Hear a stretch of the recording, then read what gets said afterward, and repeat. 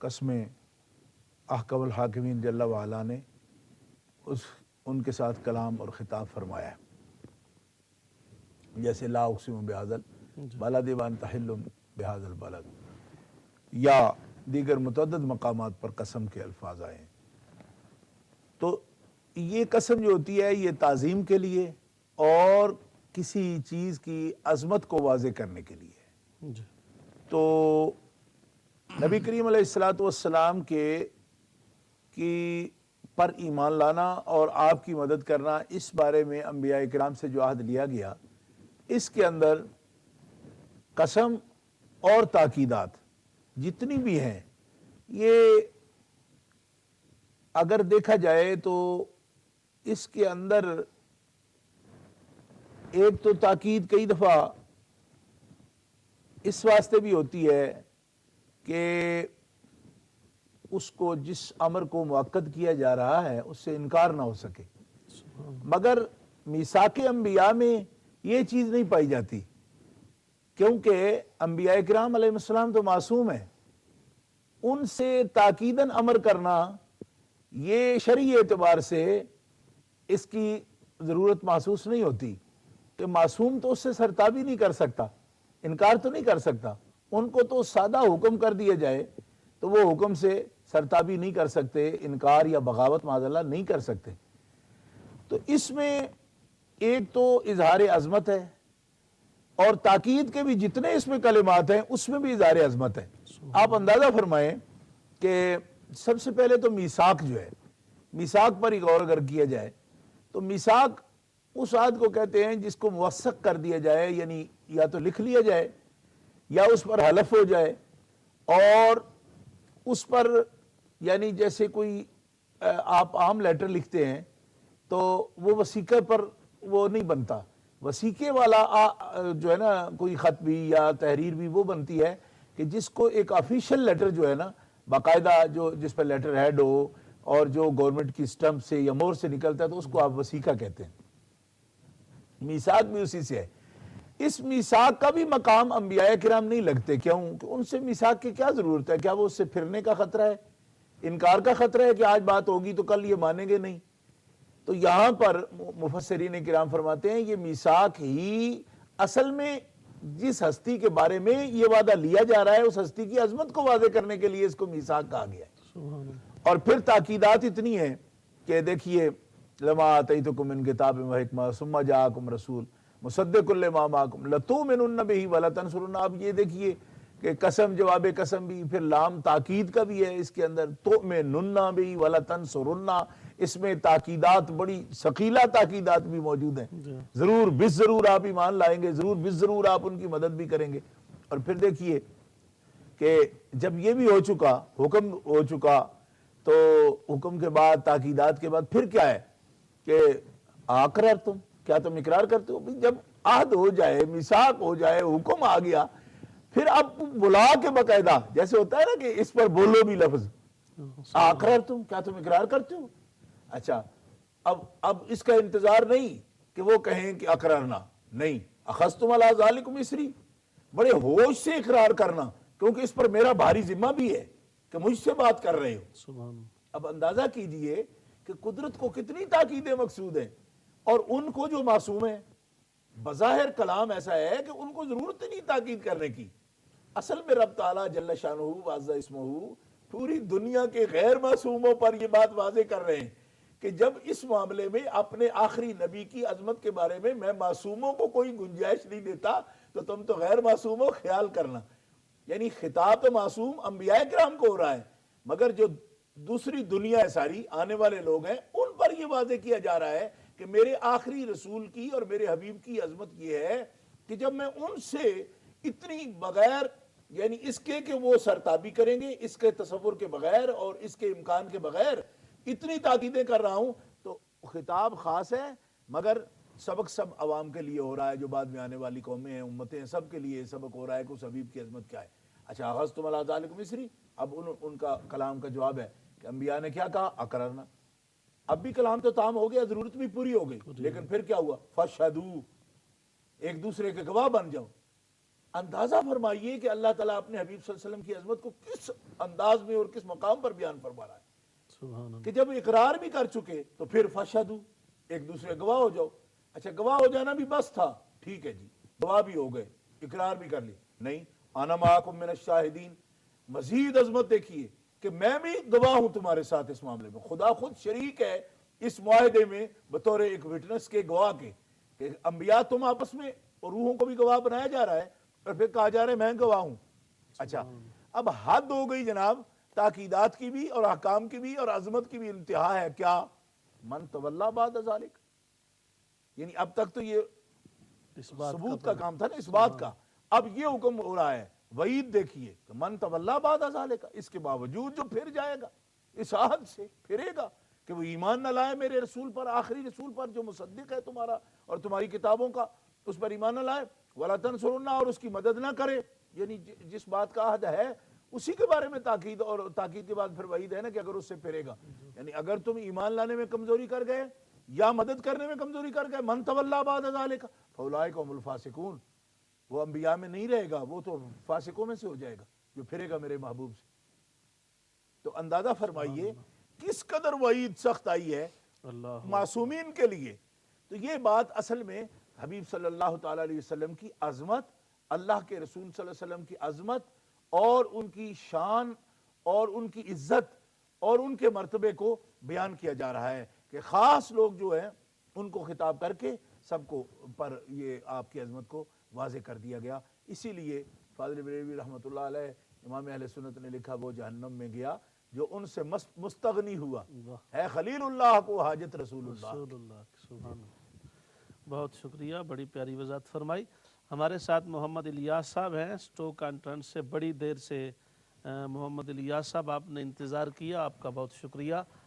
گفتگو جاری تھی تو میں نے کہا ایک موڑ پہ گفتگو رکے تو پھر آپ سے بات ہو. جی السلام علیکم. وعلیکم السلام ورحمۃ اللہ وبرکاتہ. خورشید عالم صاحب آپ کو بھی میری طرف سے بہت بہت السلام علیکم، اور محترم عرفان مشہدی صاحب کو بہت بہت سلام اور دعا. آپ کے پروگرام میں دیکھتا رہتا ہوں. میرے ایک دوست ہیں سندیپ سنگھ، نیئر اباؤٹ یہ 55 ایئر کے ہوں گے. یہ انگلینڈ کی کسی اعلیٰ یونیورسٹی میں ایم ایس سی کر رہے ہیں، اور وہ انتہائی طور پر وہ دلچسپ قسم کی ریسرچ کر رہے ہیں کہ یہ مذہب مثلا اسلام ہے، ہندو ہیں، سکھ ہیں، عیسائی ہیں، یہ کس طرح ہیں اور کون سا سچا ہے. اور وہ انتہائی دلچسپ قسم کی اس نے میرے ساتھ بحث کی ہے. تو میں اس کو تو سوال جواب اتنا علم نہیں ہے کہ میں اس کو جواب دیتا یا اس سے بحث کر سکتا، وہ پڑھا لکھا آدمی ہے.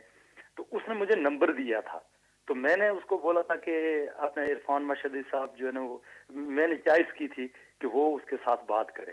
تو اس نے نمبر دیا تھا مجھے کہ اگر وہ مجھے کال کریں تو میں ان کے ساتھ کچھ سوال جواب کرنا چاہتا ہوں. شاید ہماری اس کال سے اگر وہ مسلمان ہو جائیں اور اس کے دل میں روشنی ہو جائے اسلام کی تو مجھے بہت بڑی خوشی ہوگی.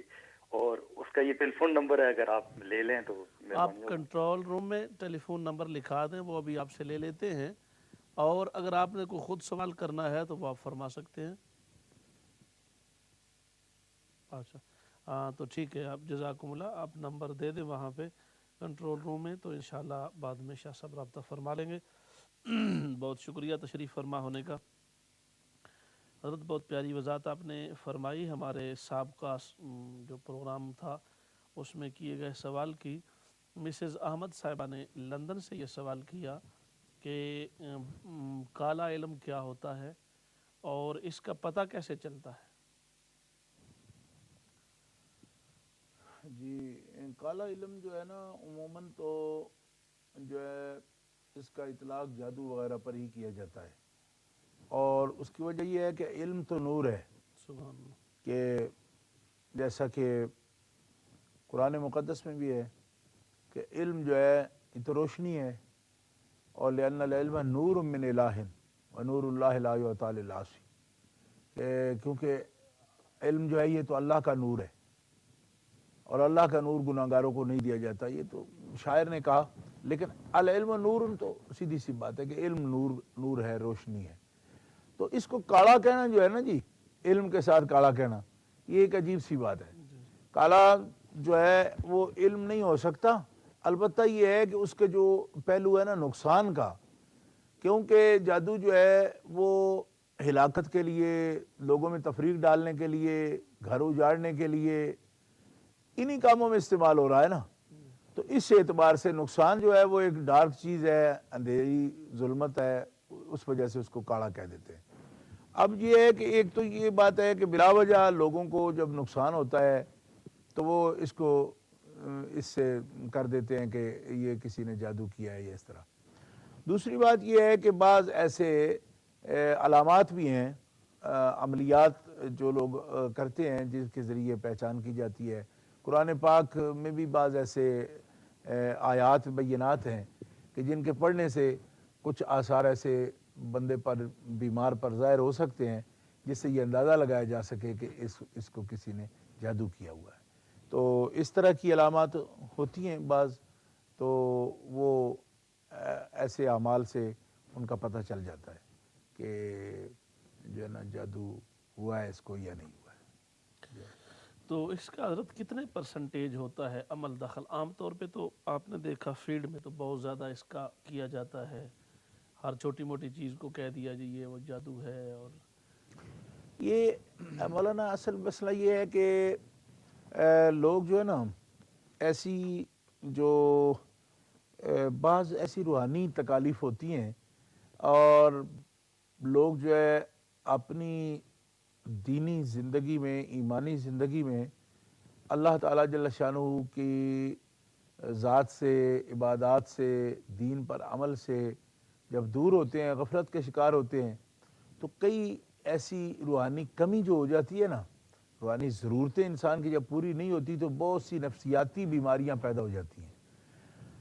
ان بیماریوں کا نام بھی لوگ یہ سمجھتے ہیں کہ جو بیماری بھی مثال کے طور پر اسباب کے تحت کسی چیک میں یا ایک اس میں کسی ایکس رے وغیرہ میں، الٹرا ساؤنڈ میں، کسی چیز میں، جس سے بھی اندازہ لوگ لگاتے ہیں بیماریوں کا، جیسے کرتے ہیں مرض کی، اطباء کرتے ہیں یا آج کل ڈاکٹر حضرات کرتے ہیں، تو اس میں جو چیز نہیں آتی اور ایک بندہ محسوس کرتا ہے کہ میں مطلب ایک بیمار ہوں، اس کو تو تکلیف ہے، لیکن ڈاکٹرز کے نزدیک تکلیف نہیں ہے. ڈاکٹر تو ظاہر ہے اسی تکلیف کو تکلیف کہتے ہیں جو ان کے ہاں چیک میں آ جاتی ہے، کسی ایکس رے وغیرہ میں آتی ہے، کسی ان کے جو سلسلہ لیبارٹری میں جو بھی چیک کا نظام ہے اس پر جو چیز آ جائے گی مشینوں پر تو کہیں گے کہ یہ بیماری آپ کو، اگر نہیں آئے گی تو کہیں گے آپ فٹ ہیں. اب یہ تو بندہ سمجھتا ہے کہ اس کو تکلیف ہے، ایک بندہ ذہن پہ بوجھ محسوس کرتا ہے یا کچھ اسے اس قسم کی کچھ الجھن ہے، تکلیف ہے، تو پھر بندے کا ذہن اس طرف جاتا ہے کہ کوئی غیر مرئی یا ایک غیر محسوس طور پر مجھے تکلیف ہے. اس بارے میں بنیادی طور پر یہ ایک ضروری نہیں کہ ایسی کوئی تکلیف ہو تو وہ ضرور جادوئی ہے. بندہ جو ہے نا الجھنوں کا شکار، نفسیاتی الجھنوں کا شکار اس وقت ہو جاتا ہے جب اس کی روحانی ضرورت جو ہوتی ہے وہ پوری نہیں ہوتی. ٹھیک ہے جی، ہر انسان کے اندر روح ہے، روح سے ہی انسان زندہ ہے، یعنی روح اندر موجود ہوتی ہے تو اسی بندے کو زندہ کہتے ہیں نا. جو جسم روح کے بغیر ہوتے تو مردہ ہے. اب جس طرح جسم کی ضروریات ہیں اسی طرح روح کی ضروریات ہیں، تو روح کی ضروریات سے جو بندہ واقف نہیں ہے وہ بیمار ہو جائے گا، روح اس کی کمزور ہوگی اور اس سے وہ بندہ ایسی بیماریاں محسوس کرے گا کہ جس کا بظاہر، چونکہ روح کی بھی فوٹو نہیں آتی، روح کے متعلقہ اگر امراض ہوں گی اور روح کے علائق ہوں گے، کوئی عوائق ہوں گے، وہ اس کی بھی فوٹو نہیں آئے گی، کسی بھی سکریننگ میں اس کو آپ چیک نہیں کر سکیں گے. تو پھر ایسی چیز، تو اس کو صرف جادو سمجھنا یہ غلط ہے. میں یہ سمجھتا ہوں کہ پرسنٹیج اس کی شاید جتنا سمجھا جا رہا ہے نا جی، اس سے مسلمانوں میں شاید یہ 10-15% جو ہے نا ہو سکتا ہے جادو کے اثرات بھی پائے جاتے ہوں اصل. چونکہ کئی لوگ مجھ سے بھی رجوع کرتے رہتے ہیں، پوچھتے رہتے ہیں، تو میں جو علم العادات کی روشنی میں یا عملیات جو قرآن پاک سے متعلق ہے اس سے کبھی کرتا ہوں، دیکھتا ہوں، تو 10-15% بمشکل ایسے بندے ہوتے ہیں جن پر جادو کے اثرات ہوتے ہیں، ورنہ 80% اور 85% بندے جو ہے روحانی الجھنوں کا شکار ہیں. تو وہ اگر اپنی روحانی ضروریات کا خیال کریں، عبادات میں دل لگائیں، اللہ تعالیٰ جل شانہ کا ذکر کریں اور خشوع خضوع کے ساتھ نماز پڑھیں اور باوضو رہنے کی کوشش کریں. باوضو رہنے کی طہارت کا بڑا دخل ہے زندگی کو. زندگی میں، روحانی زندگی میں طہارت کا بڑا دخل ہے. باوضو رہیں اور اسی طرح نماز کی پابندی کریں، تلاوت قرآن اگر روزانہ کریں اور اوقات کی پابندی کریں تو بہت سی نفسیاتی الجھنوں سے وہ بچ سکتے ہیں. اور ضروری نہیں ہے کہ اس کو ایسی نفسیاتی الجھنوں کو جادو سمجھا جائے، یہ ہمارا ایک ضعیف الاعتقادی ہے. اور عملیات کرنے والے جو ہیں، میں سمجھتا ہوں ان کے لیے بھی یہ بڑا آسان ہے کہ وہ کچھ نہ کچھ تعین کرنے کے لیے فوراً کہہ دیں جی کہ آپ پر جادو ہے یا آپ آسب زدہ ہیں، آپ کو کوئی یعنی بیرونی تکلیف ہے یہ وہ. تو وہ اس کو مطلب اپنے لیے آسان سمجھتے ہیں کہ کسی نہ کسی کھاتے میں ڈال دیا جائے تو پھر اس کے مطابق کچھ نہ کچھ ان کو دے دیا جائے. تو اس طرح ٹھیک نہیں ہے. اس کے لیے استخارہ بھی کرنا چاہیے. اور میں کہتا ہوں استخارہ تو یا یہ باتیں بھی اس وقت ہوں جب وجہ سمجھ نہ آئے، سامنے نہ آئے. ایک آدمی مثلا نماز نہیں پڑھتا، پوچھو قرآن پاک پڑھے ہو تو کہتے ہیں 10 سال ہو گئے نہیں پڑھا. جی نماز پڑھتا نہیں ہے مسلمان، تو اسی طرح روزہ بھی کبھی رکھا نہیں رکھا، کبھی طہارت کا کبھی خیال ہی نہیں کیا.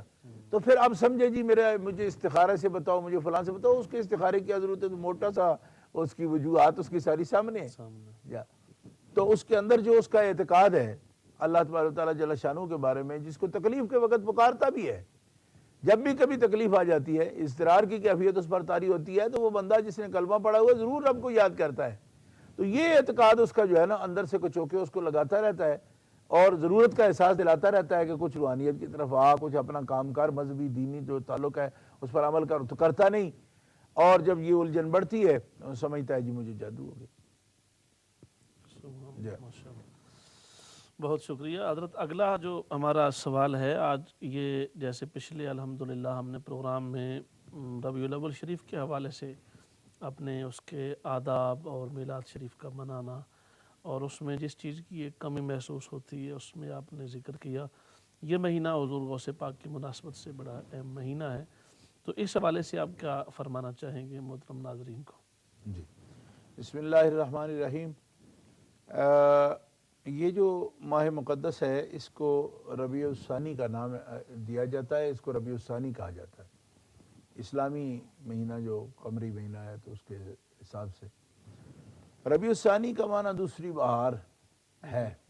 اور یہ ماہ مقدس وہ ہے کہ جس میں حضرت غوث الثقلین وغیث الکونین امام الاولیاء حضرت سیدنا امام شیخ عبد القادر جیلانی حسنی حسینی رضی اللہ تعالی عنہ آپ کی یوم وفات شریف ہے.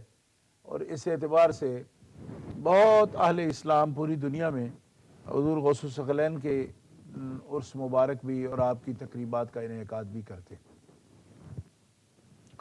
حضور غوث الثقلین جو ہیں آپ اولیاء کرام میں بہت بلند ہستی ہیں. تمام سلاسل کے اولیاء اللہ نے آپ کو اپنے عصر کے اولیاء کا اور بعد کے جتنے بھی وقت آپ سے گزرا ہے، یعنی آپ تک 1432 ہجری تک تمام اولیاء کاملین کا آپ کو سردار اور بادشاہ مانا جاتا ہے. سبحان اللہ. جا اور آپ کی جو شخصیت ہے، آپ کی شخصیت کو اور آپ کے مقام و مرتبہ کو تمام صوفیاء نے، تمام اولیاء کرام نے جس سلسلے کے بھی ہوں، جتنے بھی آپ کے بعد اولیاء کاملین آئے ہیں، ان سب نے آپ کی تعریف فرمائی ہے اور آپ کے مقام و مرتبہ کی شہادت دی ہے اور اپنا پیشوا تسلیم کیا ہے. آپ کے اثرات بڑے گہرے ہیں تاریخ اسلام پر. کیوں کہ میں اکثر یہ بات کہا کرتا ہوں کہ دیکھیں ہمارے آقا و مولا امام الانبیاء جناب محمد مصطفیٰ صلی اللہ تعالیٰ علیہ وسلم، آپ کا رتبہ ہے خاتم النبیین کا. آپ سب انبیاء کے آخر میں تشریف لائے اور سارے انبیاء کے آپ سردار ہیں. آپ کے بعد کوئی نبی پیدا نہیں ہوگا اور آپ کے بعد نبوت کسی کو ملنے والی نہیں ہے. مگر حضور غوث الثقلین ہیں اولیاء کے بادشاہ، اور ولایت جو ہے وہ کبھی ختم ہونے والی نہیں ہے. قیامت تک ولایت تو ملتی رہے گی. کسی ولی کا عالمگیر ہونا اور اس کی محبوبیت پوری دنیا میں ہونا، یہ بہت ایک ایسی بات ہے جو بہت ہی قابل توجہ بھی ہے اور بڑی اہم ہے. یعنی ہمارے آقا صلی اللہ علیہ وسلم تو رحمت اللہ عالمین ہیں، اور اللہ کافۃ للناس، جیسے کہ ما ارسلناک الا کافۃ للناس بشیرا ونذیرا، تمام بنی نوع انسان کے لیے آپ رسول ہیں. لہذا آپ کا نام لیا جانا، آپ کا کلمہ پڑھا جانا، آپ پر ایمان لانا، یہ تو ضرورت ہے. سبحان اللہ. لیکن کسی ایک ولی کو ماننا ساری دنیا میں ہماگیر اور عالمگیر اس کا تعارف ہونا یہ کوئی ضروریات دین سے نہیں ہے. یہ اللہ تعالیٰ کی خاص عنایت ہے اور رحمت ہے کہ آج پوری دنیا میں یعنی 1.5 ارب کے قریب مسلمان ہیں. اور میں تو یہ اس بات کا مشاہدہ کر چکا ہوں کہ تقریباً 20-22 ممالک میں دنیا میں مجھے جانے کا اتفاق ہوا ہے. میں نے کوئی جگہ ایسی نہیں دیکھی جہاں کے مسلمان حضور غوث ثقلین کو نہ جانتے ہوں. سبحان اللہ. اور 89 میں 1989 میں مجھے بغداد شریف جانے کا موقع ملا. حاضری میں نے دی وہاں پہ اور الحمدللہ زندگی میں نے بیرون ملک جو پہلا سفر کیا وہ بغداد شریف کا ہی کیا تھا. جب 89 میں بغداد شریف جب حاضر ہوا تو میں نے یہ دیکھا کہ وہاں جو وفود حاضر ہوتے ہیں نا آپ کی بارگاہ اقدس میں وہ بڑے متنوع جو لوگ ہوتے ہیں نا تنوع کے ساتھ لوگ آتے ہیں. مثلا کچھ افریقہ سے لوگ ہیں, انڈونیشیا سے ہیں, بنگلہ دیش سے ہیں, انڈیا سے ہیں, پاکستان سے ہیں, افغانستان سے ہیں, اس طرح. اچھا مصر سے ہیں, مسقط سے ہیں. میں نے ایسے وفود دیکھے کہ جو آ رہے ہیں. تو چونکہ میں نے کئی روز تک وہاں پہ رہا ہوں تو وفود جو آتے تو میری یہ بھی شوق تھا کہ میں ان سے آپ کے بارے میں کچھ پوچھوں کیونکہ اس ملک کے لوگ کیا سمجھتے ہیں آپ کے بارے میں. تو انڈونیشیا کا ایک جو وفد آیا تو اس کے قائد سے میں نے یہی سوال کیا. میں نے کہا دیکھیں آپ کا ملک ہے انڈونیشیا, یقیناً اس میں بھی اولیاء کاملین ہوں گے جنہوں نے دعوت دین دی ہے, آپ مشرق میں آپ کا ملک ہے. حضور غوث پاک سرکار پر کوئی موقوف ہے کہ آپ جو ہے نا ان سے ضرور تعلق رکھتے؟ تو آپ جو ان کے پاس آئے ہیں تو مجھے یہ بتائیں کہ مثلا مدینہ منورہ جانا تو ایک مطلب سمجھ آتا ہے, بغداد شریف میں ہر ملک کے مسلمانوں کا آنا, آپ کے اپنے ملک میں بھی اولیاء کاملین ہیں, تو یہ کیا ضروری سمجھتے ہیں آپ؟ یعنی ایک میں نے سمجھنے کے لیے یہ بات کی. تو انہوں نے مجھے کہا کہ آپ بھی تو پاکستان سے آئے ہیں, پاکستان میں کیا اولیاء اللہ نہیں ہے کہ آپ کو؟ میں نے کہا یہ تو ٹھیک ہے, آپ نے ایک الزامی بات کی, جیسے میں نے کہا آپ نے بھی کہہ دیا, مگر آپ سمجھتے کیا ہیں؟ انہوں نے کہا سچی بات یہ ہے کہ ہم نے دین جو ہے نسلیں ہماری کئی گزر گئی ہیں کہ ہم مسلمان ہیں, اور جس علاقہ میں انڈونیشیا میں رہتے ہیں کثرت کے ساتھ مسلمان ہی ہیں. وہاں ہمارے جتنے مسلمان ہیں وہ یہی سمجھتے ہیں کہ اللہ تبارک و تعالیٰ جل شانہ کے جو مقرب بندے ہیں نا, غوث پاک حضرت شیخ عبد القادر جیلانی بغداد والے پیر جو ہیں ان سب کے شیخ ہیں اور بادشاہ ہیں. اس اعتقاد کے ساتھ ہم یہی حب لے کر محبت لے کر آپ کی بارگاہ میں حاضر ہوئے ہیں, اور انڈونیشیا کے مسلمان یہی سمجھتے ہیں. اگرچہ وہاں پہ اولیاء کرام کے منکرین, ان کے مقام کے منکرین, ان کی کرامات کے منکرین پوری دنیا میں ہی دیکھیں, ہر آدمی جو کچھ سمجھتا ہے تو وہ ایک اس پر لگا ہوا ہے, اپنا مشن پر لگا ہوا ہے. مگر انڈونیشیا میں, ملائیشیا میں, سری لنکا میں بھی جو مسلمان ہیں, انڈیا میں اور بنگلہ دیش میں, ہر جگہ, تو وہ سب جو ہے نا اسی تصوف کے طریقت کے اسی سلسلے سے تعلق رکھتے ہیں, جو سب یہ مانتے ہیں کہ حضور غوث پاک جو ہے وہ پیرانے پیر ہیں, سب مشائخ ہیں, اولیاء ہیں, سلسلوں والے ہیں. مگر ان پر جو افسری ہے اور حکومت ہے وہ اللہ تعالیٰ نے اپنے اس عبد خاص کو عطا فرمائی ہے, جو حسنی حسینی شہزادے ہیں اور حضرت غوث ثقلین کا لقب ہے ان کا, تو یہ سمجھتے ہیں. تو یہ انڈونیشیا کے وفد سے میری بات ہوئی. اور اسی طرح کتابوں میں جو آپ کی طریقت کے بارے میں ہے کتابیں چھپی ہوئی ہیں, خاص کر آپ دیکھیں تو حضرت غریب نواز سلطان الہند چشت اہل بہشت کے پیشوا ہیں اور بہت بڑے ہستی ہیں, توجہ اتحادی کے مالک تھے. لاکھوں لوگوں کو آپ نے جو ہے نا دعوت توحید پیش کی, اور یہ بات ایک حقیقت ہے کہ لاکھوں لوگ آپ کے ہاتھ پر انہوں نے بیعت اسلام کی اور دائرہ اسلام میں داخل ہوئے, دین اسلام کی دعوت کو انہوں نے قبول کیا. تو حضرت خواجہ خواجگاہ نے, حضرت غریب نواز سلطان الہند نے حضور غوث پاک رضی اللہ تعالیٰ عنہ کی بہت تعریف فرمائی ہے, اور کتابوں میں یہ لکھا ہوا ہے, بہجت الاسرار میں, دیگر کتب میں بھی موجود ہے کہ آپ کا جو سلطان الہند کا جو آپ کو خطاب ملا اور ہندوستان میں ولایت کے آپ کو بادشاہ بنایا گیا, تو یہ بھی عطا حضور غوث ثقلین سرکار کی ہے. اور اس کا سبب بھی یہ ہے کہ جب حضرت غوث پاک رضی اللہ تعالیٰ عنہ نے یہ ارشاد فرمایا کہ قدمی حاضی علی رقبت کل ولی اللہ, تو سب سے پہلے جس شخص نے اس پر اطاعت کی اور گردن اپنی تسلیم سے جھکا لی وہ حضرت غریب نواز سلطان الہند تھے. سبحان اللہ. اور آپ نے یہ فرمایا کہ معین الدین حسن نے ہمارے اس فرمان پر، ہمارے اس حکم پر سب سے پہلے یعنی کہ اس کے ماننے میں، تسلیم میں سب سے پہلے گردن خم کی ہے، جھکائی ہے، اور یہ کہا کہ اے سید والا توار، آپ کا جو ہے نا قدم مبارک وہ صرف ہماری گردنوں پر نہیں ہے، بل اللہ راسی و عینی ہمارے سر پر بھی ہے، ہماری آنکھوں پر بھی ہے۔ جب یہ عرض کی تو حضور غوث پاک سرکار نے ان کو ہند کے اولیاء کا بادشاہ بنایا۔ بہت شکریہ، جزاکم اللہ۔ جی السلام علیکم، ہمارے ساتھ کو کالر ہیں۔ ہلو جی جی السلام علیکم۔ وعلیکم السلام۔ جی میں یہ پوچھنا چاہ رہی تھی جی سلطان صاحب سے، حضرت صاحب سے، کہ جو ہے ایک عورت ہے اور وہ اگر اس کا میاں فوت ہو جاتا ہے تو اس کے میاں کی کسی سے شریکہ داری، بھائی سے جو تھا اس کا پارٹنرشپ تھی، تو بھائی نے دوسرے بھائی کے بغیر کچھ انویسٹ کیے ہوئے اس کو محبت سے 50-50 کا اس کو بنا دیا، حقدار بنا دیا۔ تو اس کے وفات کے بعد وہ اس کو حق دینا چاہ رہا ہے 50%، جو کہ اس نے اس کو وعدہ کیا تھا۔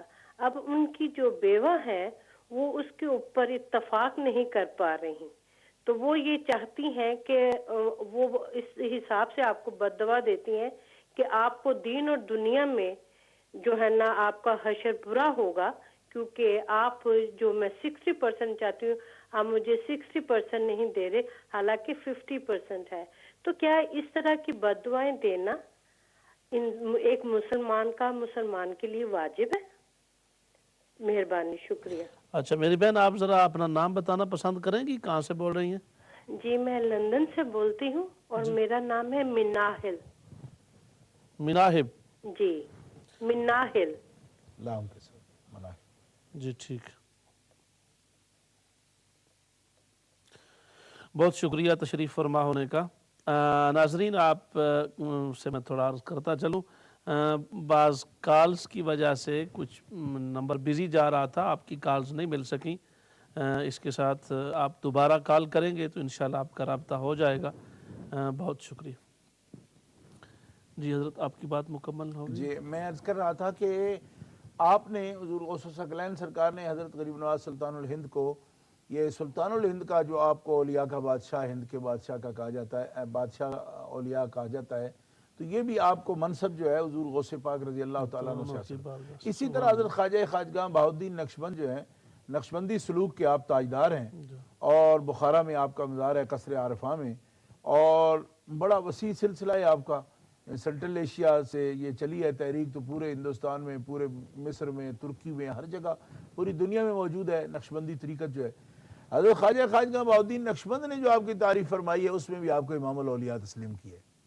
اور حضرت شیخ شہاب الدین سہروردی جو ہے، یہ تو آپ کی کرامت کا نتیجہ ہے۔ آپ کی والدہ جو ہے وہ حضور غوث ثقلین کی خدمت میں حاضر ہوئی تھی، اور یہ حضرت شیخ ابو النجیب سہروردی جو ہیں ان کے ہمشیرہ ہیں، اور شیخ شہاب الدین سہروردی جو ہیں ان کی والدہ ہیں۔ یہ جب آپ کی خدمت میں حاضر ہوئی تو بچے کے لیے دعا کے لیے کہا، یہ بڑا طویل واقعہ ہے۔ تو سلسلہ سہروردیہ کے جو مشہور بزرگ ہیں صاحب عوارف المعارف جو ہیں، یہ تو حضور کی کرامت سے، دعا سے ہی دنیا میں تشریف لائے، پیدا ہوئے۔ تو مطلب یہ ہے کہ یہ جو سلاسل مشہور ہیں، باقی جتنے سلاسل ہیں جو اس قدر مشہور نہیں ہیں مگر پوری دنیا میں مختلف علاقوں میں ان نسبت کے لوگ بھی پائے جاتے ہیں، وہ بھی تمام حضور غوث ثقلین رضی اللہ تعالیٰ عنہ کی اس عظمت کو تسلیم کرتے ہیں۔ تو اس ماہ مقدس میں آپ کی تاریخ وفات شریف ہے، اور یہ محبوبیت ہے۔ قرآن مقدس نے جیسا کہا کہ اذا یعنی ان الذین آمنوا وعملوا الصالحات سیجعل لهم الرحمن ودا، کہ جو ایمان اور عمل صالح میں کمال حاصل کرتا ہے، اللہ تبارک و تعالیٰ جل شانہ خود اس کی محبت لوگوں کے دلوں میں پیدا فرما دیتا ہے، اس کی محبت کو خود۔ اور حدیث قدسی بخاری شریف میں موجود ہے کہ اذا احب اللہ العبد نادى جبریل، جب اللہ تبارک و تعالیٰ جل شانہ کسی بندے سے محبت فرماتا ہے تو حضرت جبریل امین کو فرماتا ہے ان اللہ یحب فلان، کہ اللہ تعالیٰ فلان سے محبت فرماتا ہے، تو بھی اس سے محبت کر، اور آسمان والوں میں بھی اس کی محبت کا اعلان کر، زمین والوں میں بھی اس کی محبت کا اعلان کر دے، حتیٰ کہ دریاؤں اور سمندروں کی تہہ میں رہنے والی مچھلیاں بھی جو ہیں وہ اس اللہ کے دوست سے محبت کرنے لگتی ہیں جس سے اللہ تعالیٰ محبت فرماتا ہے۔ تو یہ اعلان حضرت جبریل امین فرما دیتے ہیں ساری مخلوق کے لیے۔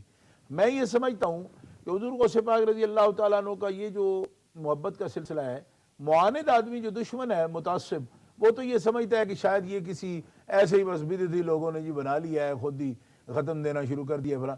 میں کہتا ہوں کہ یہ کسی گروہ کی کسی تنظیم سے ایسا ممکن نہیں ہے۔ ایک علاقے تک، 2 ملکوں تک، 4 ملکوں تک تو ہو سکتا ہے، مشرق سے مغرب اور جنوب سے شمال ہر ملک میں، یعنی میں نے آپ کو تجربہ بتایا اپنا کہ ساؤتھ افریقہ میں کیپ ٹاؤن گیا، کیپ ٹاؤن میں ایسے ہی بندرگاہ پہ گھوم رہا تھا، ایک آدمی نے مجھے کہا کہ بھائی آپ مولوی معلوم ہوتے ہو، تو میرے گھر میں 11ویں شیعہ، جب گئے تو بہت بڑی 11ویں شیعہ کی مجلس پر پا تھی۔ مطلب یہ ہے کہ مشرق مغرب شمال جنوب، یہ وہ قدرت کا جو ڈنکا بجتا ہے نا، حضرت جبریل امین کو جو فرماتے ہیں قدرت فرماتی ہے، حدیث قدسی بخاری شریف میں حضرت ابو ہریرہ اس کے راوی ہیں، اس ڈنکے کا یہ نتیجہ ہے جو بجا ہے نا، آسمانوں میں منادی ہوئی، زمینوں میں منادی ہوئی اور محبت رکھی گئی، اس کا یہ نتیجہ ہے کہ پوری دنیا میں اس طرح آپ کا نام کا شہرہ ہے۔ اور اولیاء اللہ میں یہ مقبولیت جو ہے یہ، اور چند افراد ایسے ہیں آپ کے بزرگوں میں جن کو شاید اتنی شہرت نصیب ہے، ورنہ آپ جیسی شہرت جو ہے میں سمجھتا ہوں کسی کے حصے میں نہیں آئی۔ اور یہ ایک ایسا سلسلہ ہے دینی کہ جس سے جب متعلق ہوتا ہے بندہ تو یہ محفل ذکر اللہ کی محفل بنتی ہے، درود شریف کی محفل بنتی ہے، ختم قرآن پاک اس میں پڑھے جاتے ہیں، اللہ تعالیٰ کا ذکر ہوتا ہے۔ آپ کے ختم شریف جتنے بھی ہیں وہ اللہ تبارک و تعالیٰ جل شانہ کے ذکر کے ساتھ ہی ہوتے ہیں۔ نبی پاک علیہ السلام کو ذات اقدس پر وہ درود شریف جو آپ پڑھتے تھے، تو محبت یہ ہوتی ہے یعنی کہ ایک اللہ کے ولی کی زبان سے جو کچھ نکلتا ہے انہی سیغوں کے ساتھ درود شریف غوثیہ ہی اس کو کہتے ہیں، تو وہی پڑھا جاتا ہے۔ آپ جس طرح اس میں ذات کا آپ تکرار کرتے ذکر فرماتے تھے، اس طرح وہ ذکر و اذکار سب بندے کرتے ہیں، تو اس پر گھبرانے کی بھی ضرورت نہیں۔ بعض لوگ یہ سمجھتے ہیں کہ یہ سب کچھ غوث پاک کے لیے کیا جاتا ہے، یعنی آپ کے تقرب کے لیے، ایسا نہیں۔ آپ جس طریقے پر اللہ تبارک و تعالیٰ کا قرب آپ نے حاصل کیا ہے، اور جن اعمال وظائف سے آپ اللہ تبارک و تعالیٰ جل شانہ کو یاد کرتے تھے اور اس کا وظیفہ کیا آپ نے، ورد کیا، وہی وظیفے وہ بندے کر رہے ہیں۔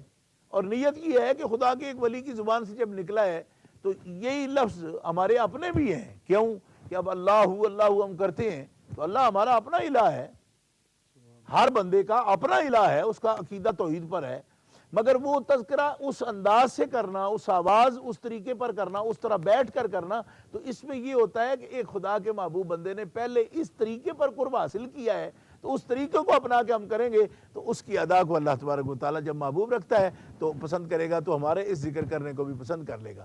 اور جہاں تک اصحاب طریقت کا مسئلہ ہے، وہ یہ کہتے ہیں کہ اصحاب طریقت کی اجازت سے جب پڑھا جاتا ہے تو ان کی برکات بھی شامل حال ہو جاتی ہیں، اور بندہ اگرچہ پہلے کوئی شکی ہے، اس میں غفلت بھی رہی ہوگی، لیکن وہ محبوبوں کے طریقے پر جب پڑھتا ہے نا تو اللہ تبارک و تعالیٰ جل شانہ انہی کے تابع کر کے اس بندے کو کہ یہ ان کے پیچھے پیچھے آ رہا ہے تو اسے بھی قبول فرما لیتا ہے۔ اس کی شقاوتیں اگر ہوتی بھی ہیں تو سعادتوں میں تبدیل ہو جاتی ہیں۔ تو اس طرح اس طریقت کو اپنانا، اس طریقے کو اپنانا، اذکار میں تمام شغل جو دینی ہے روحانی اس کے اندر اسی ذوق کے ساتھ آنا، اس میں بڑی برکات ہیں۔ جیسے کہ ختم قادریہ کبیر ہے، کبریت احمد شریف پڑھا جاتا ہے، صلاۃ غوثیہ پڑھی جاتی ہے، درود شریف غوثیہ پڑھا جاتا ہے، جی بعدد کل ذرات والا درود شریف جو آپ کا ہے۔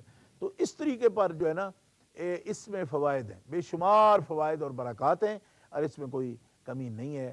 اور آپ تو یہ فرماتے ہیں کہ اگر کوئی شخص مشرق میں ہو، میرا مرید ہے، میرا چاہنے والا ہے، مشرق میں ہو، اور وہ میری قوت متصرفہ کو، کیونکہ ولی کا معنی متصرف ہوتا ہے، تو آپ فرماتے ہیں وہ پکارے تو میری روح اس کی طرف متوجہ ہوتی ہے، اور مشرق میں بھی ہو اور وہ بے حجاب ہو رہا ہو تو میری رحمت جو ہے یا میری ولایت کا سایہ اس پر آ جاتا ہے، اور اللہ تعالیٰ اس کے احوال کو مستور فرماتا ہے، یعنی اسے بے عزت نہیں ہونے دیتا۔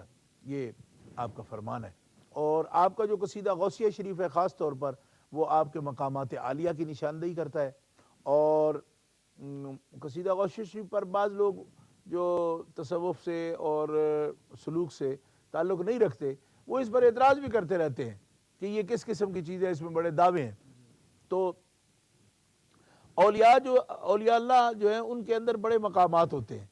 حضور غوث پاک رضی اللہ تعالی عنہ اس مقام پر آپ فائز ہیں کہ جس میں اللہ احکم الحاکمین جل وعلا بندے کو سیدھے متکلم سے بولنے کی اجازت بھی فرماتا ہے.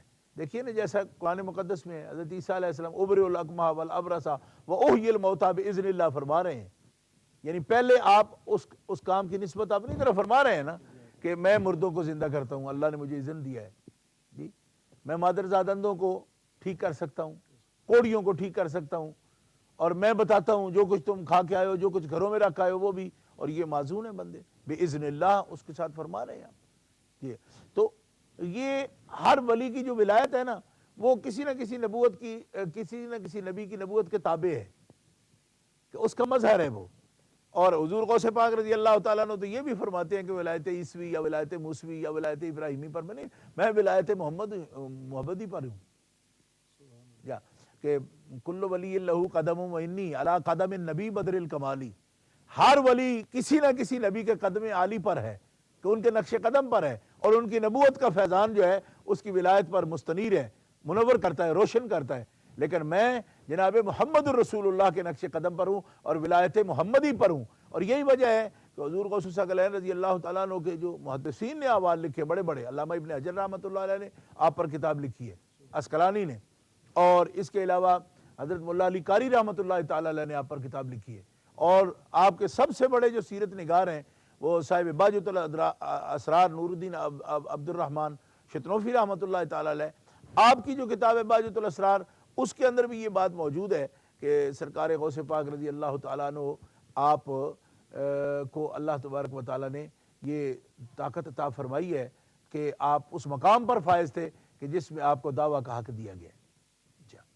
اور اس میں آپ معزون تھے, مختار ہیں, اور اس کو اہل محبت نے, یہ تو ان کے محدثین کے دلائل ہیں جو انہوں نے لکھے ہیں. البتہ اہل محبت نے جو سادے لفظوں میں بھی یہ بات کہی کہ کیوں نہ قاسم ہو کہ تو ابن ابی القاسم ہے, کیوں نہ قادر ہو کہ مختار ہے بابا تیرا. یا حضور اعلیٰ حضرت امام محمد رضا خان بریلوی رحمۃ اللہ علیہ آپ کے بارے میں فرما رہے ہیں. تو اگر ہم احادیث مبارکہ میں دیکھیں اور اسی طرح قرآن پاک کی مقدس آیات میں اولیاء کرام کے بارے میں دیکھتے ہیں کہ اللہ تبارک و تعالیٰ جل شانہ نے ان کے لیے کیا مقامات رکھے ہیں. تلک الجنۃ التی نورث من عبادنا من کان تقیہ, یہ جنتیں بھی اپنے متقی بندوں کے لیے ہم نے رکھی ہیں. وَلَقَدْ كَتَبْنَا فِي الزَّبُورِ مِن بَعْدِ الذِّكْرِ أَنَّ الْأَرْضَ يَرِثُهَا عِبَادِيَ الصَّالِحُونَ, یہ میرے نیک صالح بندے جو ہیں پوری زمین کا بھی وارث میں نے ان کو بنایا ہے. اور اسی طرح قال الذي عنده علم من الكتاب انا آتيك به قبل ان يرتد اليك طرفك, حضرت سلیمان علیہ السلام کی امت میں جو ولی کامل آپ کے دربار میں بیٹھے تھے, فرماتے ہیں میں ملکہ سبا کا جو تخت ہے کئی 100 میل دور اور کئی 100 بندے جس کو اٹھا نہ سکیں, پلک جھپکنے سے پہلے, قبل ان يرتد اليك طرفك, پلک جھپکنے, کلم ہل بصر او وہ اقرب, کہ پلک جھپکنے یا اس سے بھی پہلے میں وہ آپ کے سامنے لا کے رکھ دوں گا. اور جب لا چکے آپ تو اس کی اضافت کی, ھذا من فضل ربی, یہ میرے رب کا فضل ہے مجھ پر. تو رب جن بندوں پر فضل فرماتا ہے اور ان کو اپنی طاقت کا مظہر بناتا ہے. اور حدیث قدسی بخاری شریف کے اندر موجود ہے, کتاب التواضع کے اندر بھی, جس میں مالک فرماتا ہے کنت سماع الذی یسمع بی, میری قدرت ان کے کان بن جاتی ہے, میری قدرت ان کی آنکھ بن جاتی ہے, میری قدرت اس کے ہاتھ بن جاتی ہے, میری قدرت اس کے پاؤں بن جاتی ہے جس کے ساتھ وہ بندہ چلتا ہے. یعنی ولی کے اندر جو تصرف کی طاقت ہوتی ہے وہ قدرت الہیہ کا مظہر ہوتا ہے. جی ہاں, تو اس بارے میں کوئی مشکل نہیں ہے, کوئی اس میں کسی قسم کا شبہ نہیں ہے, کوئی اس میں دقت نہیں ہے. البتہ جن لوگوں کو سینوں میں بخل ہے, تالے لگے ہوئے ہیں, انشراح نہیں ہے, ان کو شرع صدر نصیب نہیں ہے, وہ بیچارے الجھنوں میں پڑے رہتے ہیں. یہ تو اللہ کی قدرت ہے بھائی, یہ تو اللہ کی قدرت ہے, یہ بندوں میں ڈال رہے ہیں. میں نے کہا ہم سے تو نہیں ڈالی جاتی قدرت, جب خود کہے کون تو سماع الذی, میری قدرت اس کے کان ہو گئی ہے, تو ہم کیا کریں. اور لطف کی بات یہ ہے علامہ خورشید عالم صاحب, یہ بڑی دلچسپ بات ہے کہ یہ جو حدیث قدسی ہے نا بخاری شریف کے اندر موجود ہے اور سندن متنن بڑی پختہ ہے. اس میں اللہ تبارک تعالیٰ ارشاد کیا فرماتا ہے کہ ما یزال عبدی یتقرب الی بالنوافل, ما یزال عبدی یتقرب الی بالنوافل, کہ یہ شان جو ہے نا میرے ان بندوں کی ہے جو کثرت نوافل کے ساتھ میرا قرب حاصل کرتے ہیں. اور اس میں کیا لطف کی بات ہے؟ لطف کی بات یہ ہے کہ نوافل جو ہے نا وہ بندے نے خود ہی لازم کی ہے, بندے نے خود لازم کی ہے. اس لیے اہل محبت یہ کہتے ہیں اور محدثین کرام نے یہ لکھا ہے کہ نوافل کو لازم کرنے والا بندہ جو ہے نا جی کال لے لے. جی ہمارے ساتھ کالر ہیں. السلام علیکم. وعلیکم السلام. جناب غیور بول رہا ہوں سر لندن سے. غیور صاحب لندن سے. جی فرمائیے. شاہ صاحب کو بھی سلام عرض ہے. وعلیکم السلام غیور صاحب. شاہ جی سوال ہے 2-3. پہلا سوال تو یہ ہے کہ حضور غوث پاک کا جیسے کہ مہینہ ہے تو آپ نے کچھ عرصہ پہلے حضور غوث پاک کی کتاب بنیۃ الطالبین شریف میں سے کچھ حوالے دیے تھے شیعہ کے بارے میں نا. تو کچھ سنی عالم ہیں وہ کہتے ہیں کہ یہ غوث پاک کی کتاب ہی نہیں ہے. وہ کہتے ہیں کہ یہ انہوں نے ایسے ہی اپنے پاس سے حوالہ دیا ہے, انہیں پتہ ہی نہیں ہے کہ یہ غوث پاک کی کتاب ہے یا نہیں. تو دوسرا سوال یہ تھا کہ اگر کوئی آدمی یہ کہے کہ دنیا میں جتنا بھی آج کفر ہے وہ جو بھی کفر ہے وہ حضرت آدم علیہ السلام سے ہی آیا, اس کے علاوہ نہیں آیا, تو اس کے بارے میں آپ کیا کہتے ہیں؟ اور تیسرا سوال نکاح حضرت عمر اور حضرت ام کلثوم کے بارے میں کہ آپ نے کئی دفعہ بیان کیا لیکن وہ بار بار ہمیں سوال اس لیے کرنا پڑتا ہے کیونکہ ہمارے سنی عالم ہی کہتے ہیں ٹی وی پہ آ کے بار بار کہ یہ نکاح نہیں ہوا, پورے انہوں نے خطاب کر دیے ہیں 2-2 گھنٹے کے. تو اس کے بارے میں دلیلیں دے رہے ہیں کہ یہ نکاح نہیں ہوا, یہ لوگ جھوٹ بولتے ہیں. تو آپ یہ بھی ذرا ہماری تصحیح فرما دیجئے. تو دعا میں یاد رکھیں شاہ صاحب, انشاءاللہ جو ہے نا پھر بات ہوگی. اللہ حافظ. اللہ خوش. بہت شکریہ. انشاءاللہ تعالیٰ ضرور آپ کے سوالات پر بات کریں گے. تشریف لانے کا بہت شکریہ. جی حضرت. اس میں لطف کی بات یہ حضرت کہ یہ جو مقامات ہیں نا کہ ایک بندہ اللہ کی قدرتوں کا مظہر بن جاتا ہے, اس کے ساتھ فرمایا یہ تقرب الیہ بالنوافل کہ جو بندہ متصف ہوا ولایت کے ساتھ بتوسط نوافل کے ساتھ. اچھا یہ حدیث پاک جہاں شروع ہوتی ہے نا اس میں بڑی دلچسپ ایک بات ہے کہ اللہ رب العزت جل وعلا جو ہے نا وہ کسی بھی بات پر اتنا خوش نہیں ہوتا اور نہ کسی کو اپنا قرب عطا فرماتا ہے اتنا کہ جتنا فرائض پر عمل سے اللہ تبارک و تعالیٰ بندے کو اپنے قریب کرتا ہے, اور کسی عبادت سے اتنا قرب نہیں بخشتا. یہ حدیث قدسی کے لفظ ہیں کہ جتنے بھی طریقے ہیں نا خدا کے قرب کے, ان میں سب سے افضل طریقہ اور اقرب طریقہ جو ہے نا قرب کا وہ فرائض ہے. جو عبادتیں رب تعالیٰ نے فرض فرمائی ہیں نا وہ سب سے بڑا ذریعہ ہے خدا کے قرب کا. اچھا تو اب آپ اندازہ فرمائیں کہ یہاں پہ میرے پاس یہ کتاب ہے حضرت شاہ وجیہ الدین علوی گجراتی رحمۃ اللہ, گجرات احمد آباد میں, یہ کئی صدیاں پہلے بزرگ ہوئے ہیں اور بہت عظیم المرتبت بزرگ ہوئے ہیں. آپ فرماتے ہیں کہ جو شخص متصف یعنی بفرائض ہوا ہے, متصف ولایت ہے بتوسط فرائض, اس کی کیا شان ہوگی جب متصف ولایت بتوسط نوافل جو ہے اس کی ہاتھ, کان, آنکھ, پاؤں یہ قدرت فرما رہی ہے کہ وہ میری قدرتوں کا مظہر ہے. تو جو متصف ولایت بتوسط فرائض ہے اس کا مرتبہ کتنا بڑا ہوگا. جی ہاں کہ دیکھیں نا جو چیز کہ اس نے خود لازم کر لی اپنے اوپر, اس کا یہ حال ہے.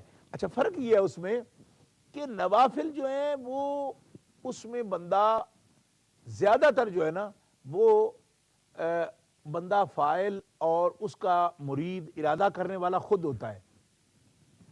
اور حضرت شاہ وجیہ الدین علوی گجراتی رحمۃ اللہ علیہ نے یہ تحقیق حضرت باجید بستامی سے نقل فرمائی. آپ فرماتے ہیں کہ فرائض کے اندر بندہ جو ہے نا یک گونا ایک جہت سے دیکھو تو وہ مدرک اور فاعل ہی نہیں بنتا. کیوں کہ وہ ماذ اللہ کے لیے کر رہا ہے, ماذ للہ کر رہا ہے, اس میں یہ بھی دعویٰ نہیں کہ میں محبت کے لیے کر رہا ہوں کیونکہ تو فرائض ہے, ڈیوٹی کر رہا ہے وہ. تو آپ فرماتے ہیں کہ نوافل یک گونا محبت کی علامت ہے مگر اس کے اندر کچھ ارادہ بھی ہے اپنا, اور فرائض کے اندر تو نری ہی فنائیت ہے. اس لیے آپ فرماتے ہیں کہ فنا جو بندے کو نصیب ہوتی ہے وہ فرائض کی ادائیگی سے ہوتی ہے. یعنی اولیاء اللہ کے ہاں فنا کا جو مقام ہے نا، فنا فی اللہ کا، وہ بڑا بلند ترین مقام ہے. فرمایا وہ دین ہے فرائض کی. کیوں؟ کہ اس کے اندر تو نیستی ہی نیستی ہے اس بات کی کہ میں کچھ بھی نہیں کیا، کہ کوئی تیرا ارادہ ہے، محبت چاہتا ہے، کیا کرتا ہے؟ وہ کہتا ہے کچھ بھی نہیں چاہتا، میں تو اس کے امر کی تعمیل چاہتا ہوں. میں کیا چاہتا ہوں؟ اس نے کہا ہے جی، یعنی اس کے اندر فنائیت ہی فنائیت ہے.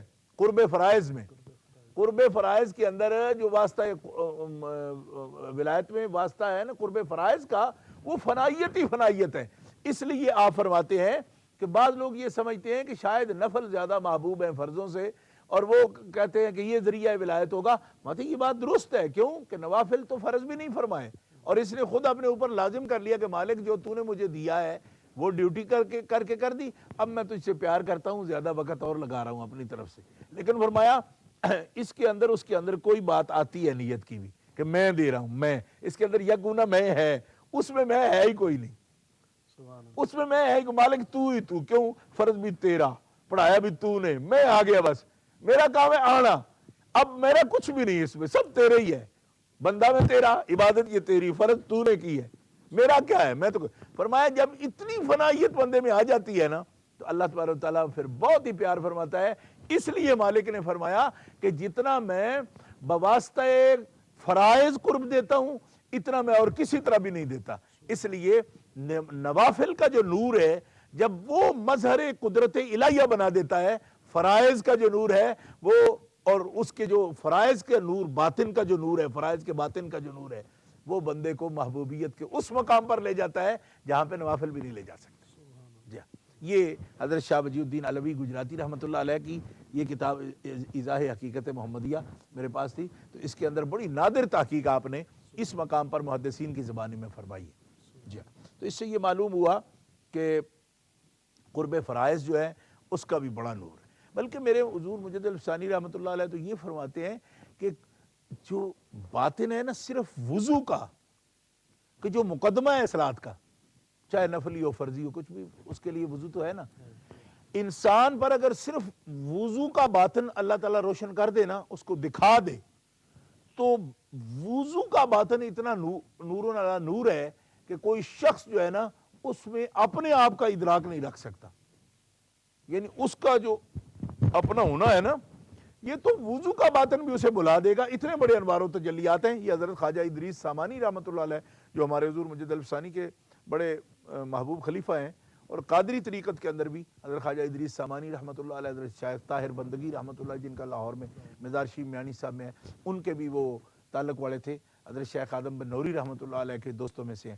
تو ان پر کی طرف مکتوب میں حضرت مجد الفسانی رحمۃ اللہ علیہ نے فرمایا کہ وضو کے انوار جو ہیں صوفی تو ان کا تعامل نہیں کر سکتا، اسے ابھی اس بات کی کیا معرفت ہوگی.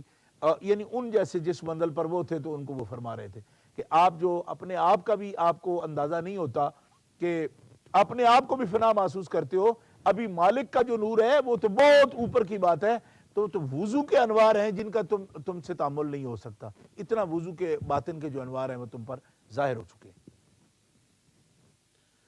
سبحان اللہ، ماشاءاللہ، بڑی پیاری وضاحت فرمائی حضرت آپ نے آج کے اس بڑے پیارے ٹاپک کی مناسبت سے. اسی سے ریلیٹڈ ایک سوال بھی ہمارے پاس آیا تھا غیور صاحب کا.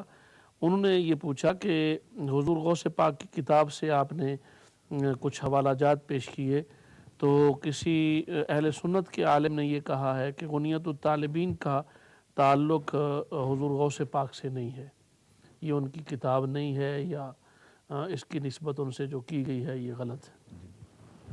اس بارے میں محققین نے بہت سی تحقیقات کی ہیں غنیت الطالبین کے بارے میں. جی، یہ کسی نے بھی نہیں لکھا کہ غنیت الطالبین آپ کی کتاب نہیں ہے. البتہ یہ کہا ہے کہ بعض مقامات اس کے جو ہے نا ان کی تحقیق کر کے کہ یہ مقامات جو ہیں الحاقی معلوم ہوتے ہیں.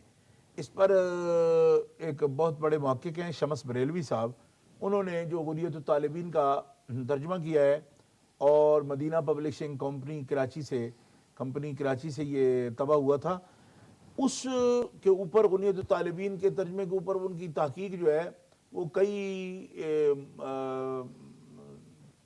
میرے خیال ہے کوئی 100 صفحہ کے قریب وہ تحقیقی مقالہ ہے، جس میں شمس بریلوی صاحب نے جو ہے نا اس بات کو واضح کیا ہے کہ اس کی بعض عبارات جو ہے نا غنیۃ طالبین شریف کی الہاقی ہیں، مگر اکثر کتاب جو ہے نا وہ حضور غوث پاک رضی اللہ تعالیٰ عنہ کی کتاب ہے، اور آپ کے جو خطابات ہیں اور آپ کے جو ملفوظات عالیہ ہیں ان سے مزین یہ کتاب ہے۔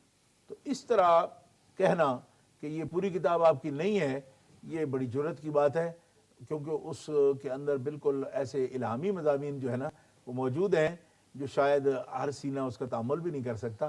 تو اس لیے اس پر جو لوگ دیکھنا چاہیں وہ شمس بریلوی صاحب کی تحقیق جو ہے نا یہ غالباً کتاب 1900 اور یعنی 1975 اس دور میں یہ کتاب مدینہ پبلشنگ کمپنی کراچی بندر روڈ سے چھپی ہے، اور اس پر شمس بریلوی صاحب کا تقریباً 100 صفحے کا مقالہ ہے پورا، اس پر پوری تحقیق نادر انہوں نے فرمائی ہے، اور حوالہ جات سے مزین ہو کر کے انہوں نے یہ بات ثابت کی ہے کہ بعض عبارات یا مقامات اس کے علاقی ہیں اور وہ متعین ہیں، اس لیے کوئی جھگڑے والی بات نہیں ہے۔ ایسی بہت سی کتابیں ہیں جن میں کچھ الحاقات جو ہیں وہ تحقیقات میں آئے ہیں تو ان کی نشاندہی ہو گئی ہے، لہذا اس سے ڈرنے کی کوئی ضرورت نہیں ہے۔ اور باقی رہ گیا یہ مضمون جو ہم نے پیش کیا تھا تو اس پر کوئی دوسرا فرقہ اعتراض کرتا ہے، تو وہ تو تب ہے جب آپ نے صرف غنیۃ الطالبین میں ہی ایسا کیا ہو۔ آپ نے تو اپنے ہر خطاب میں جو ہے وہ منکرین صحابہ کی خوب پٹائی کی ہے، اس لیے وہ کس کس بات کو علاقی کہیں گے۔ جو لوگ صحابہ کرام مرتبہ پر اعتراض کرتے ہیں، اگر یہ بات کسی نے دیکھنی ہو تو تفسیر المعانی میں بھی دیکھ سکتا ہے، علامہ محمود آلوسی رحمۃ اللہ تعالیٰ علیہ نے 8ویں جلد میں اپنی کتاب کے اندر اس مقام کی بھی وضاحت کی ہے کہ حضرت غوث پاک تو ہے شان صحابہ کرام کا ایک سمبل بن گئے۔ اتنی آپ نے اس دور میں اس کی وضاحت کی ہے کہ آج وہ فرماتے ہیں اس مقام پر کہ جو لوگ طعن کرتے ہیں حضرت یار غار مصطفیٰ حضرت ابوبکر صدیق کی شان میں، اب حضرت شیخ عبد القادر جیلانی نے اتنی ان کی یعنی ان لوگوں کی مذمت کی جو ان پر طعن کرتے ہیں کہ آج حضرت شیخ عبد القادر جیلانی اور حضور سیدنا ابوبکر صدیق اس طرح آپس میں ملی ہوئی شخصیات ہیں کہ جو ابوبکر صدیق پر طعن کرتے ہیں وہ شیخ عبد القادر جیلانی پر بھی طعن کرتے ہیں۔ کیوں کرتے ہیں؟ کہ یہ ان کے لیے ڈھال بن گئے ہیں۔ یعنی غوث پاک سرکار نے اتنا بڑا کام کیا ہے مدح صحابہ کا اور مقام صحابہ کے تحفظ کا، اور ایک سید زادے کو یہ حق پہنچتا تھا کہ اگر سادات ہی نبی پاک کے ناصر و مددگار صحابہ کی عظمت کی تحفظ نہیں کریں گے تو اور کون کر سکے گا جی۔ جی ہمارے ساتھ ایک کالر ہیں، السلام علیکم۔ میرا خیال ہے کال ڈراپ ہو گئی ہے، جی آپ دوبارہ تشریف لا سکتے ہیں، آپ کی شاید کال مل جائے دوبارہ آپ سے۔ جی ہمارے ساتھ موجود ہیں ایک اور کالر، اچھا چلے گئے ہیں۔ تو حضرت ایک یہ جو حضور غوث پاک کے حوالے سے رحمۃ اللہ علیہ کے بارے میں ایک یہ بات کہ جیسے آپ نے فرمایا کہ میں مریدین کا مشاہدہ فرماتا ہوں، یا جس کی بات کی طرف آپ نے اشارہ فرمایا، یا اپنی ہاتھ کی ہتھیلی پر میں مریدین کے احوال کو سمجھتا ہوں دیکھتا ہوں، تو اس کا جو آقا صلی اللہ علیہ وسلم نے فرمایا کہ میرے سامنے پوری امت یا پوری دنیا اس طرح ہے جیسے ہاتھ کی ہتھیلی پر ایک دانہ، تو کیا اس کے ساتھ مماثلت اور مشابہت کی بنیاد پر کوئی وہ اس طرح کا تصور پیدا نہیں ہوتا؟ ہاں، یعنی کہ مماثلت میں تو خیر کوئی حرج نہیں ہے، یہ بات ہوتی ہے کہ برابری کی بات نہ ہے، تساوی کی۔ ہاں، تو اس میں یہ فرق ہے حضرت کہ نبی کریم علیہ الصلوۃ والسلام تو مظہر ذات ہیں رب تبارک و تعالیٰ جل شانہ کے، اور اولیاء کے پاس جتنے بھی کمال ہوتے ہیں نا وہ سب فیضان نبوت ہوتا ہے۔ حضور غوث پاک سرکار خود جب فرما رہے ہیں کہ وَإِنِّي عَلَىٰ قَدَمِ النَّبِي بَدْرِ الْكَمَالِ، یعنی جو نبی ہے ہمارے صلی اللہ تعالیٰ علیہ وسلم، میں پورا ان کے نقش قدم پر ہوں۔ تو جب ایک بندہ جو ہے وہ مستفیض ہے، فیض اس کے پاس ہے اور استفادہ وہ کر رہا ہے، تو اب جس طرح چاند کا نور ہے وہ جتنا بھی ہو روشن ہو وہ سورج کے نور سے لیا ہوا نور ہے، ٹھیک ہے جی۔ تو सिराज मुनीर आफ्ताब नबूवत से ही विलायत के जो चांद हैं वो चमकते हैं, इसलिए इसमें ना कोई तसावी वाली बात है। क्यों कि सूरज जो है वो रोशन है, वो तो रब ने रोशन किया, दायन इलल्लाह बेज़नी व सिराज मुनीरा। और आफ्ताब विलायत जो है ना, इनका जो नूर है सारा, ये तो असल में सूरज का नूर है। तो जो आफ्ताब नबूवत है उससे आफ्ताब विलायत चमकता है, इसलिए आपके साथ मुबासरत वाली बात नहीं आती, अलबत्ता इस्तिफादे वाली बात आती है। और इस्तिफादा या इस्तिफाजा दोनों लफ्ज़ आप कह सकते हैं। तो हुज़ूर गौसे पाक ने जो ये फरमाया वो यानी आपकी सीरत और सूरत की कामिल इत्तिबा के साथ आपके अंदर जो है ना वो सिफात जो फनाइयत के साथ हासिल हो जाती हैं, यानी फना फिर रसूल जब होता है बंदा तो उसके अंदर उन सिफात का जलवा होता है। फना का मतलब ही ये है कि जिसकी ज़ात में फना हुआ तो इसके आईने में अक्स आएगा उस ज़ात का। तो आईने अक्स जमाल मोहम्मद सल्लल्लाहु अलैहि वसल्लम है मेरे हुजूर गौसुल सकलैन जी। और यही वजह है कि बहजतुल असरार में ये लिखा है कि आपके वजूद मुताहर से जो पसीना आता वो भी खुशबूदार था, जैसा नबी करीम अलैहि सल्लम का पसीना आता था। तो ये आपका ज़ाती कमाल नहीं है, ये फनाइयत, फना फिर रसूल जब हुए आप तो ये फनाइयत का कमाल है कि जब फ़ानी जब जिस हस्ती में फ़ानी हो रहा है तो उसके अनवार तजल्लियात का अक्स जो है यकीनन उसके अंदर मौजूद होगा। ये तो फनाइयत के साथ होता ही होता है जी हाँ। तो इस वजह से आफ्ताब जो है विलायत का जो आफ्ताब है या बदर कामिल है, रोशन हुआ, 14वीं का चांद बने हुजूर गौसे पाक सरकार, तो इनकी रोशनी सारी जनाब मोहम्मद रसूलुल्लाह की रोशनी जी। तो फना फिर रसूल का मकाम है, इसलिए इसमें कोई बेअदबी वाला पहलू नहीं है। तो ये जो जैसे आपने फरमाया कि आपका पसीना खुशबूदार है या आप पर मक्खी नहीं बैठती थी आपके जिस्म अक़दस पर, तो ये जो इसकी अथेंटिसिटी नबी पाक सल्लम की बारगाह में तो अगर ये बात हो तो सीधी सी बात है आपको हदीस का बहुत बड़ा ज़ख़ीरा मिल जाएगा, मोतबर रिवायात मिल जाएंगी। तो हुज़ूर गौसे पाक के बारे में जब हम इस तरह की बातें पढ़ते हैं, सुनते हैं या सुनाते हैं तो उसको परखने का कि क्या वाक़तन ये बात सही है, पैमाना क्या होगा? यही है कि जो बयान करने वाले लोग हैं, अगर मकसद वो लोग सेका हों और वह साहब हकीकत हों, सच्चे हों, तो उनकी बात को तस्लीम। देखिए ना, दुनिया में ये कायदा तो पक्का है कि आपको ज़राए जो हैं वास्ते जी। अस्सलाम वालेकुम, हमारे साथ कॉलर हैं। हेलो अस्सलाम वालेकुम। अस्सलाम, कौन बोल रहे हैं, कहाँ से?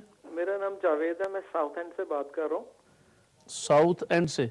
जी जी जावेद साहब बोलिए। मुझे एक छोटा सा शाह साहब से एक सवाल पूछना था कि पिछले जुमे को इमाम साहब तलावत कर रहे थे, सेकंड रकात थी, 2 फर्ज जो पढ़े जा रहे थे जुमा के, तो उसमें उन्होंने सूरह तगाबुन का दूसरा रुकू शुरू किया था मा असाबा में मुसीबतिन से, और जब वो पहुंचे थे अल्लाहु ला इलाहा इल्लाहु, वहां पे उनसे मिस्टेक हुई थी और उन्होंने आयत को कुछ इस तरह से पढ़ा था ला इलाहा इल्लाहु अलैहि तवक्कलतु अल मोमिनून। तो मैं ये पूछना चाह रहा था कि क्या ये दुरुस्त था, क्योंकि मैं उनसे कहा था कि इमाम साहब बाद में कि इमाम साहब ये गलती हुई थी आपसे, तो आपने सजदा साहब भी नहीं किया और ऐसे ही छोड़ दिया। तो उन्होंने कहा कि क्योंकि अगर 3 रकातें पढ़ ली जाएं तो इसमें सजदा साहब नहीं होता।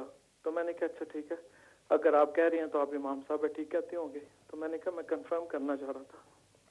जी ठीक है, शुक्रिया, अस्सलाम वालेकुम। ठीक है, जज़ाकुमुल्लाह, बहुत शुक्रिया। हज़रत ये एक औरत ने लंदन से हमारी बहन ने सवाल किया था, शायद मनाहिल बीबी उनका नाम था, कि एक औरत ने वो उनके मियाँ की वफ़ात के सिलसिले में पूछा कि उन्होंने अपनी ज़िंदगी में शायद अपने भाई को 50-50 का हिस्सा दिया था, तो अब जा किया होगा, तो अब वो कहती हैं कि नहीं उन्होंने गलत किया है, तो वो उनके खामन तो फौत हो गया, मगर वो जिन भाई को हिस्सा में शरीक किया था उनके लिए वो बद्दुआ करती हैं। तो इस पर आप फरमाएं कि क्या उनका बद्दुआ करना ठीक है, या क्या किसी मुसलमान और मोमिन भाई के लिए, बहन के लिए बद्दुआ की जा सकती? बिस्मिल्लाहिर्रहमानिर्रहीम। अगर उन्होंने उनको कारोबार में शराकत इस बुनियाद पर उनकी हुई थी कि वो 50-50 का यानी आधा निस्फ उन्होंने उसको मालिक बनाया, तो اس کا ان کو اختیار تھا. ایسا جو چیز جس شے کا بندہ مالک ہے اس میں تصرف کر سکتا ہے وہ, اور مالک بنا سکتا ہے. بھائی کو شریک کھاتہ بنایا, ان کے ذمہ کام لگایا اور اس کاروبار میں ان کو 50-50 کا مالک بنایا, ایسا بنا سکتا ہے.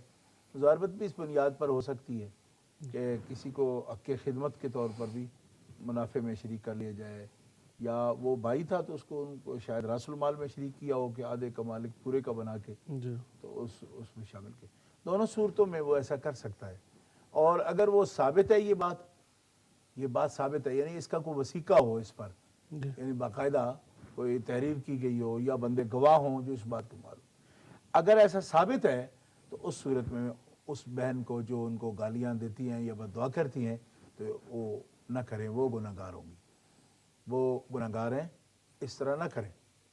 ٹھیک. جی ہاں, کیونکہ کسی مسلمان بھائی کو گالی دینا یا بد دعا کرنا اس کے لیے بڑا فسق ہے, اور اس پر صبر کرنا چاہیے ان کو. اور ان کو مقام ہوگا, جیسے بھائی نے اس کو شریک کیا, اگر اس کے سے مال نہیں لیا اور شریک کر لیا تو اس نے بھی ایک حسن سلوک کیا ہے, تو ذوی القربہ کے لیے ایسا حسن سلوک کرنے کی بڑی شان ہے. جی ہاں, تو بہن کو بھی جو ان کی بھابھی ہیں, بھائی کی بیوی ہیں مرحوم بھائی کی, تو ان کو بھی ایسا ہی صبر کا مظاہرہ کرنا چاہیے. تو ان کو اگر مالی طور پر کچھ ان کا بظاہر نقصان ہوا ہے کہ وہ اس کے مالک بنے, تو اس کا جو مالک تھا اس نے بنایا ان کو مالک, اس لیے جیسے ان کو اجر و ثواب حاصل ہوگا اس صبر کرنے پر ان کو بھی اجر و ثواب حاصل ہوگا, اور اس میں سلوک بھی ہوگا, اس سے ان کو اللہ تعالیٰ برکت دے گا. ان کو بد دعا نہیں کرنی چاہیے. اور اگر یہ بات ثابت نہیں ہے, ایسا بھی ہوتا ہے کہ کئی لوگ مثلا وہ بات ثابت نہ, ان کو یہ شک ہو کہ ایسا انہوں نے کیا نہیں تھا, زبانی کوئی بات ہوئی ہے, یا وہ کہتی ہیں کہ ایسی ہوئی نہیں تھی بات, تو پھر ان کو بھائی جس جو حصے دار 50 کا بنا ہے اس کو اپنی بات کا ٹھنڈے دل کے ساتھ اپنی بھابھی کو ثبوت دینا چاہیے کہ بھائی نے واقعی ایسا کہا تھا, فلاں گواہوں کے سامنے یا کوئی تحریر ہو تو کر کے ان کو مطمئن کرنا چاہیے. ہاں, اگلا حضرت سوال تھا غیور صاحب کا لندن سے جی. کہ دنیا میں جو آج کفر ہے وہ آدم علیہ السلام سے آیا ہے. ایسا کہنا درست نہیں ہے. ایسا جو بھی شخص کہتا ہے وہ بے ادبی کر رہا ہے, اور یہ درست نہیں ہے. دنیا میں جو بھی کچھ کفر ہے یا اچھا ہے یا برا ہے, آدم علیہ السلام نے اس کو تخلیق نہیں کیا. کوئی بندہ بھی خالق نہیں ہے کسی چیز کا. خالق جو ہے وہ خیر ہی شر ہی من اللہ تعالی والبعث بعد الموت. آپ ایمان کی صفات جو ہے نا وہ پڑھ کے دیکھیں, اس میں یہ ہے کہ خیر و شر کی جو تخلیق ہے نا وہ اللہ مالک جل وعلا کی طرف سے ہے, اسی کی طرف سے ہے. اس کو بندے کی طرف منسوب کرنا یہ درست نہیں ہے. ٹھیک. رہ گیا یہ کہ بندہ اس کا کاسب ہے, بندے کو عقل دی ہے, وحی کے ذریعے ہدایت دی ہے, انبیاء کے ذریعے اس کی توضیح کروائی ہے, اور ہزار سامان ہدایت کے خالق و مالک جل وعلا نے پیدا کیے ہیں, اور عقل جیسی دولت سے مالا مال کیا ہے, خیر اور شر کی تمیز بتائی ہے. ٹھیک ہے جی. لیکن یہ کہنا کہ شر کے ان کی طرف سے ہے تو اس کے وہ خالق ہیں, جو غلط ہے. وہ معصوم ہیں, وہ اللہ کے نبی ہیں, اللہ کے خلیفہ ہیں زمین میں, ابو البشر ہیں, معصوم ہیں. تو ان کی طرف سے کہنا یا اس طرح یہ بات بنیادی طور پر غلط ہے. وہ تو ایمان کی صفات دیکھیں, اس کے اندر بھی یہی تو عقیدہ لکھا ہوا ہے سیدھا سا. بہت شکریہ, جزاکم اللہ. ناظرین, ہمارے پاس بریک کا وقت ہوا ہے, آپ سے تھوڑی دیر کے لیے اجازت چاہ رہے ہیں. دوبارہ آپ کی خدمت میں حاضر ہوتے ہیں. بریک کے بعد ہمارے ساتھ رہیے گا.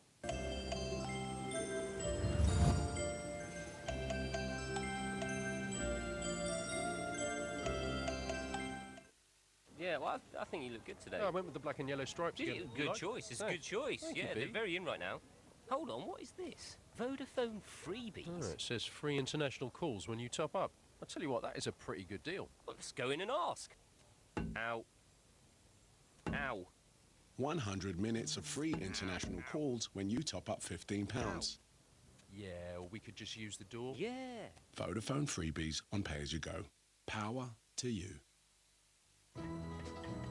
Are you 75 and over? or eligible disabled? If so, you will receive a letter from the Help Scheme about the help you can get to switch one TV to digital. Sakina भी मेरे लिए रज़ा की तरह है। मैं सकीना के लिए मुंशी का रिश्ता लेकर आया हूँ। सकीना की मंगनी कमों से हो चुकी है जी? मंगनी तोड़ी भी जा सकती है। नहीं, ये नहीं हो सकता जी।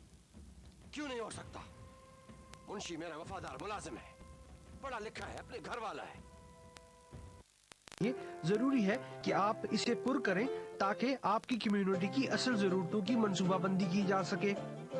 मर्दमशुमारी के फॉर्म ऑनलाइन भरें या डाक में भिजवाएं। 2011 की मर्दमशुमारी मुस्तकमिल